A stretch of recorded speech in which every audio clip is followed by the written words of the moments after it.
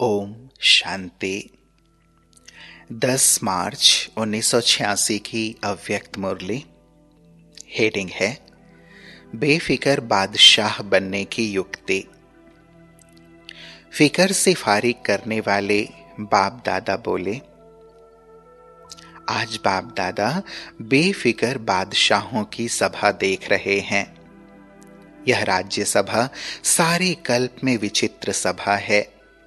बादशाह तो बहुत हुए हैं, लेकिन बेफिक्र बादशाह या विचित्र सभा इस संगम युग पर ही होती है। यह बेफिक्र बादशाहों की सभा सतयुग की राज्य सभा से भी श्रेष्ठ है, क्योंकि वहां तो फिक्र और फखुर दोनों के अंतर का ज्ञान इमर्ज नहीं रहता है। फिक्र शब्द का मालूम नहीं होता, लेकिन अभी जबकि सारी दुनिया कोई ना कोई फिक्र में है, सवेरे से उठते अपना परिवार का, कार्य व्यवहार का, मित्र संबंधियों का कोई ना कोई फिक्र होगा, लेकिन आप सभी अमृत वेले से बेफिक्र बादशाह बन दिन आरंभ करते और बेफिक्र बादशाह बन हर कार्य करते। बेफिक्र बादशाह बन आराम की नींद करते, सुख की नींद, शांति की नींद करते हो।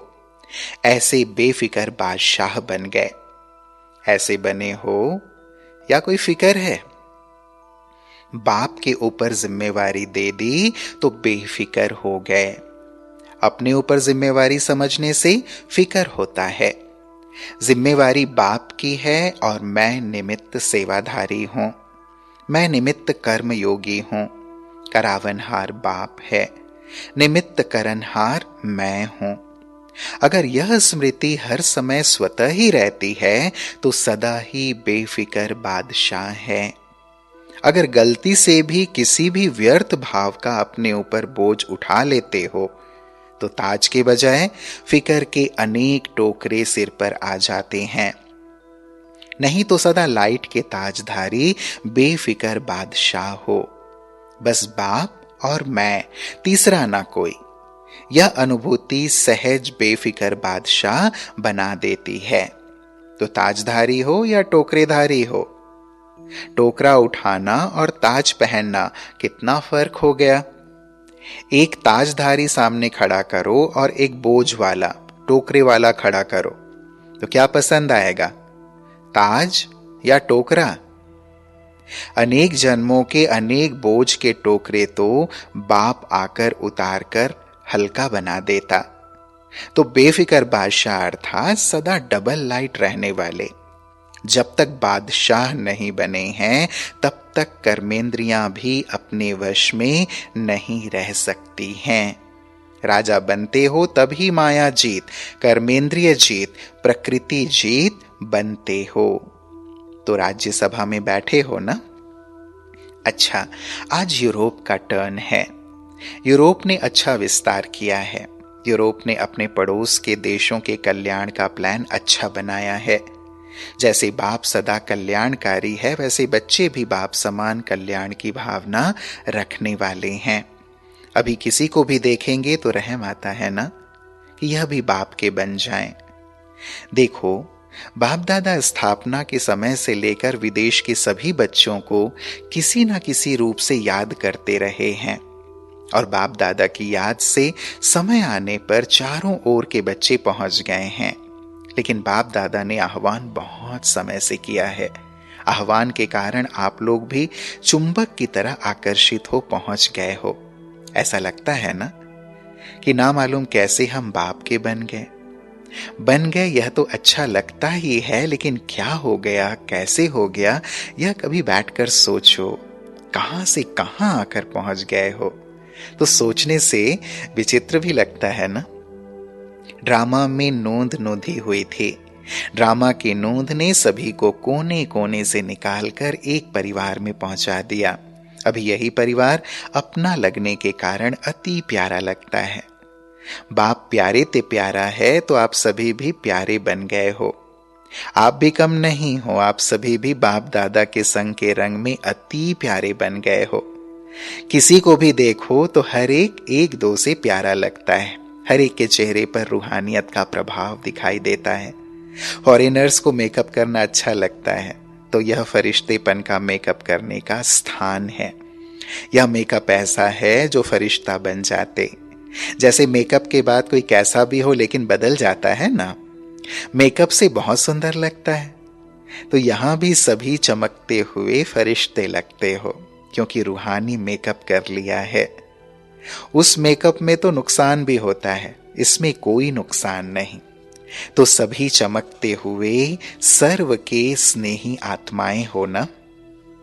यहां स्नेह के बिना और कुछ है ही नहीं। उठो तो भी स्नेह से गुड मॉर्निंग करते, खाते हो तो भी स्नेह से ब्रह्मा भोजन खाते हो, चलते हो तो भी स्नेह से बाप के साथ हाथ में हाथ मिलाकर चलते हो। फॉरेनर्स को हाथ में हाथ मिलाकर चलना अच्छा लगता है ना, तो बाप दादा भी कहते हैं कि सदा बाप को हाथ में हाथ दे फिर चलो, अकेले नहीं चलो। अकेले चलेंगे तो कभी बोर हो जाएंगे और कभी किसकी नजर भी पड़ जाएगी।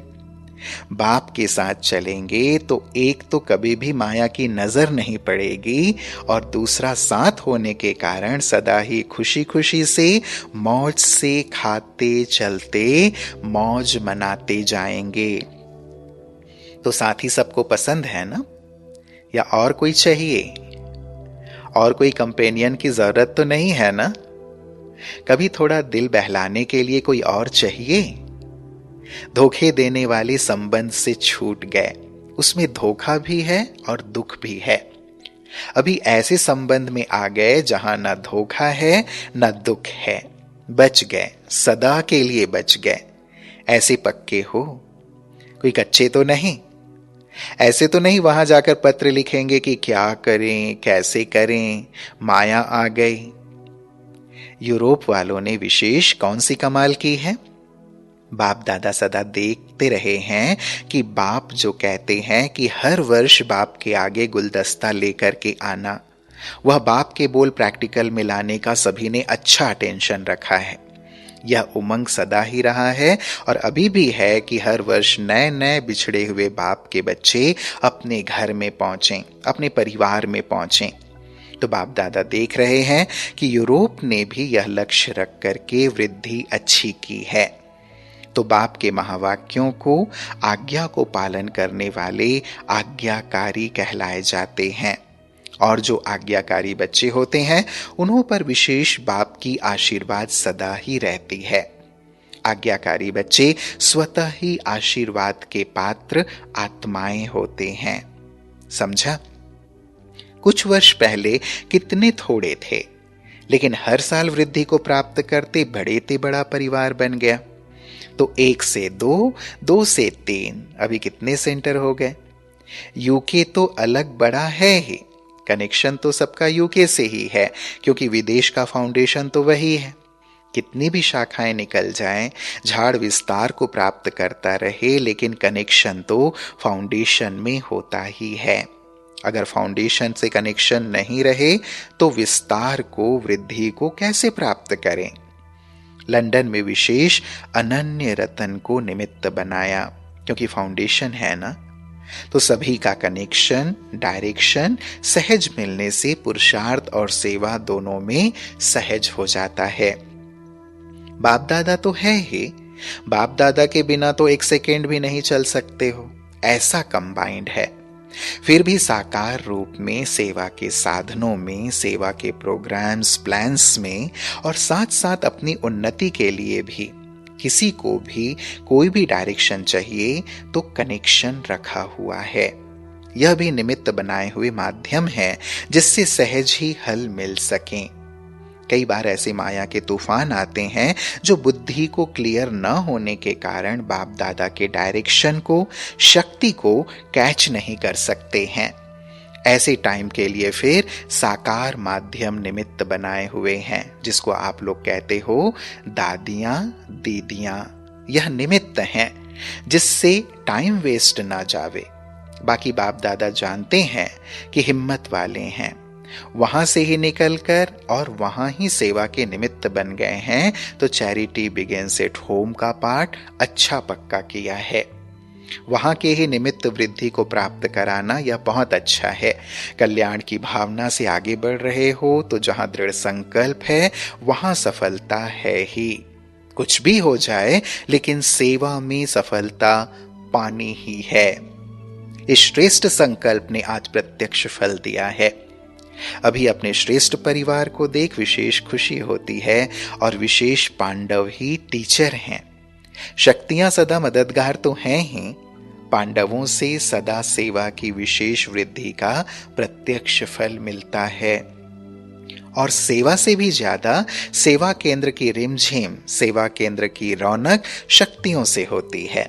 शक्तियों का अपना पार्ट है और पांडवों का अपना पार्ट है, इसलिए दोनों आवश्यक हैं। जिस सेंटर पर शक्तियां नहीं होती या पांडव नहीं है तो पावरफुल नहीं होते, इसलिए दोनों ही जरूरी हैं। अभी आप लोग जगे हो तो एक दो से सहज ही अनेक जगते जाएंगे। मेहनत और टाइम तो लगा, लेकिन अभी अच्छी वृद्धि को पा रहे हो। दृढ़ संकल्प कभी सफल ना हो यह हो नहीं सकता, यह प्रैक्टिकल प्रूफ देख रहे हैं। अगर थोड़ा भी दिल शिकस्त हो जाते कि यहां तो होना ही नहीं है, तो अपना थोड़ा सा कमजोर संकल्प सेवा में भी फर्क ले आता है। दृढ़ता का पानी फल जल्दी निकालता है। दृढ़ता ही सफलता लाती है। अच्छा, ओम शांति।